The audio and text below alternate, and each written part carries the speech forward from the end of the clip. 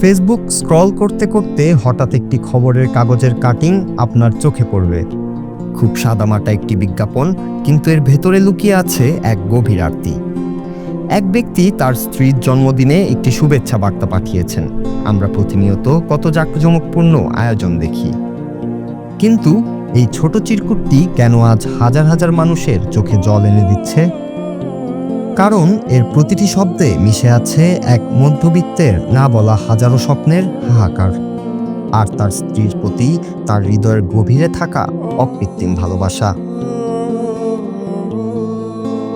চিঠিতে ওই ব্যক্তি লিখেছেন, সামর্থ্য থাকলে শহরের সকল বিলবোর্ডে আজ এই বিজ্ঞপ্তি প্রকাশ করতাম।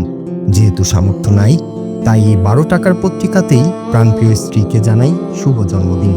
এই একটি লাইন যেন আমাদের সমাজের অসংখ্য পুরুষের প্রতিচ্ছবি, যাদের মনের আকাশে ভালোবাসার বিশালতা আকাশের মতো বড়, কিন্তু পকেটের সীমাবদ্ধতা তাদের বারবার থমকে দেয়। বিলবোর্ডের ঝলমলে আলোয় হয়তো শহর সাজানো যেত, কিন্তু 12 টাকার খবরের কাগজের এই কালিতে এই ব্যক্তি যা এঁকেছেন তা কোনো দামি হীরা বা জহরত দিয়েও কেনা সম্ভব নয়। আমরা এমন এক যুগে বাস করি যেখানে ভালোবাসা মাপা হয় রেস্টুরেন্টের বিল, দামি গ্যাজেট কিংবা সারপ্রাইজ পার্টির ভিডিও দিয়ে। সেখানে ওই ব্যক্তির এই ক্ষুদ্র চেষ্টা এক পশলা বৃষ্টির মতো শীতল। এটি আমাদের সামনে তুলে ধরে ভালোবাসা কোনো প্রতিযোগিতার নাম নয়, বরং এটি হলো প্রিয় মানুষের জন্য নিজের সর্বোচ্চটুকু দিয়ে পাশে থাকার অঙ্গীকার।